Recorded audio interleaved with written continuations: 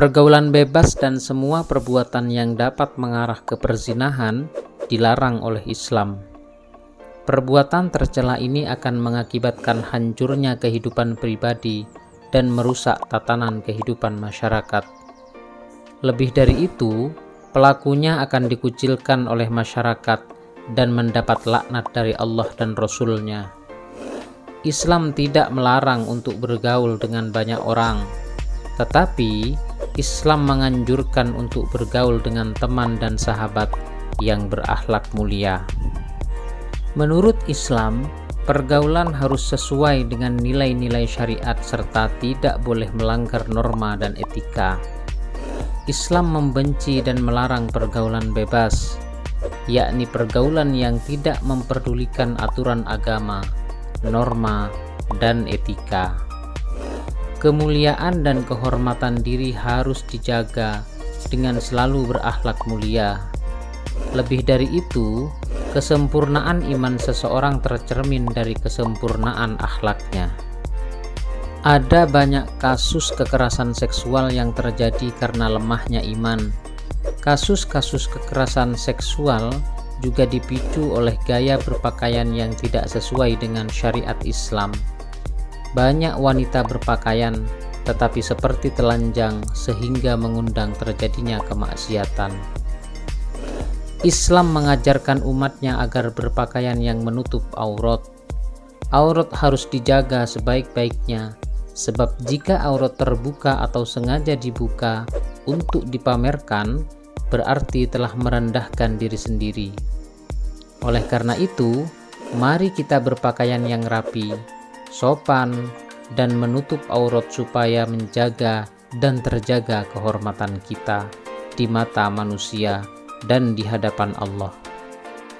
Mari kita perhatikan pesan mulia tentang larangan pergaulan bebas dan perbuatan zina sebagaimana termaktub dalam Quran Surat Al-Isra ayat 32 sebagai berikut. A'udzu billahi minasy syaithanir rajim. Bismillahirrahmanirrahim. Wala taqrabuz zina innahu kana fahisyah wa sa'a sabila. Shadaqallahul azim. Beberapa contoh perbuatan yang mendekati zina adalah sebagai berikut. Pertama, melakukan pergaulan bebas, yaitu pergaulan yang tidak terikat oleh aturan norma dan agama. Yang kedua, mendekati tempat yang dapat merangsang nafsu syahwat. Yang ketiga, melihat aurat dan menghayalkannya. Yang keempat, melihat film atau tayangan media yang mengundang syahwat. Dan yang kelima, membaca bacaan yang mengandung unsur-unsur yang dapat menimbulkan nafsu birahi. Adapun pesan mulia yang kedua yang disampaikan oleh Allah dalam Al-Quran berkaitan dengan larangan mendekati zina terdapat dalam Quran Surat An-Nur ayat 2 sebagai berikut. A'udzu billahi minasy syaithanir rajim. Bismillahirrahmanirrahim. Az-zaniyatu waz-zani fajlidu kulla wahidin minhuma mi'ata jaldah. Kulla wahidin minhuma mi'ata jaldatin wa la ta'khudhukum bihima ra'fatun fi dinillah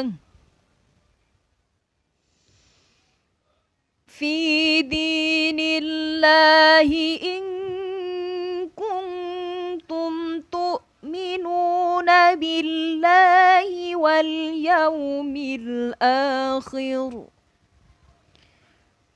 وليشهد عذابهما طائفة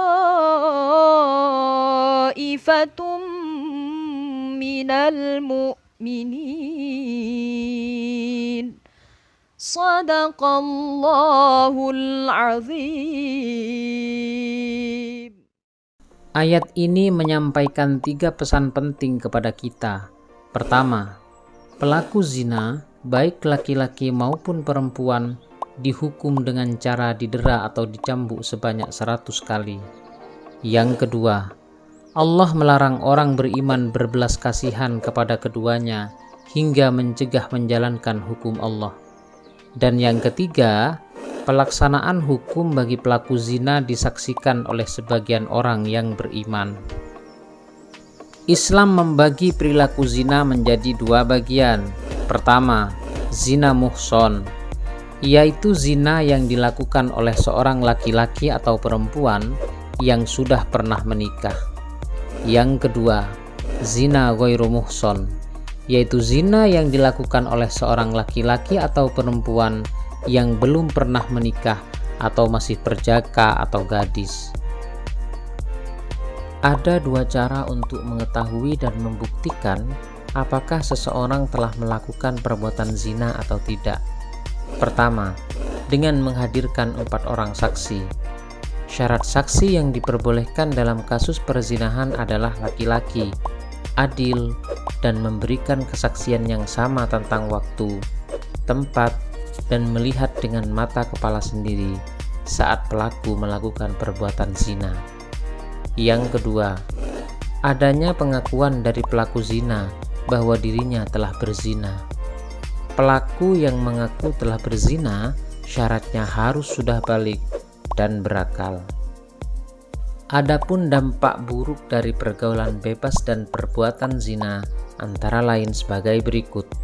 Pertama, menimbulkan berbagai jenis penyakit kelamin seperti misalnya AIDS. Yang kedua, pezina akan dihukum berupa dera atau cambuk sebanyak 100 kali atau dirajam sampai mati. Hukuman ini berfungsi memberikan efek jera kepada pelakunya. Yang ketiga, mendapat hukuman sosial dari masyarakat, yakni dikucilkan oleh masyarakat. Yang keempat, merusak dan mengaburkan hubungan nasab. Keturunan yang sah menurut Islam adalah anak yang dilahirkan dari pernikahan yang sah. Yang kelima, menghancurkan masa depan anak. Yang lahir dari perbuatan zina akan mengalami tekanan psikologi dan mendapatkan kehidupan yang sulit karena tidak memiliki identitas ayah yang jelas. Serta yang keenam, memicu perbuatan dosa besar yang lain seperti menggugurkan kandungan, membunuh anak hasil zina, membunuh wanita yang telah hamil karena perzinahan, atau bunuh diri karena malu telah berzina. Adapun hikmah pengharaman pergaulan bebas dan perbuatan zina adalah sebagai berikut. Pertama, menjaga harga diri, kehormatan, dan martabat kemanusiaan. Yang kedua, menjaga keturunan agar terhindar dari ketidakjelasan nasab. Yang ketiga, menjaga diri dari penyakit yang ditimbulkan dari perzinahan seperti penyakit kelamin. Yang keempat, menghindari dosa-dosa lain yang diakibatkan setelah melakukan perbuatan zina. Serta yang kelima, memberikan efek jera kepada orang lain. Hal ini dikarenakan hukuman berat bagi para pelaku zina akan menimbulkan rasa takut untuk mendekatinya. Berikut beberapa cara efektif yang bisa dilakukan untuk menghindarkan diri dari pergaulan bebas dan perbuatan zina. Pertama, berpakaian menutup aurat, rapi, dan sopan. Yang kedua, memilih teman bergaul yang solih dan solihah, sebab teman yang solih dan solihah akan mengajak berbuat baik dan saling mengingatkan akan bahaya perbuatan maksiat. Yang ketiga, menghindari tempat-tempat maksiat yang dapat memberikan peluang dan kesempatan untuk berbuat zina. Yang keempat, hindari perilaku yang menjurus kepada perbuatan zina, seperti berpacaran, berdua di tempat sepi, berciuman, berpelukan dengan lawan jenis, menonton tayangan media yang mengandung pornografi, dan lain sebagainya. Yang kelima, mengisi waktu dengan berbagai kegiatan positif seperti membaca buku keislaman, menghadiri majelis taklim, dan aktif dalam organisasi remaja masjid. Serta yang keenam, memperbanyak mengingat Allah dengan berzikir, membaca Al-Quran, serta memohon perlindungan dari Allah supaya dijauhkan dari bahaya pergaulan bebas dan perbuatan zina.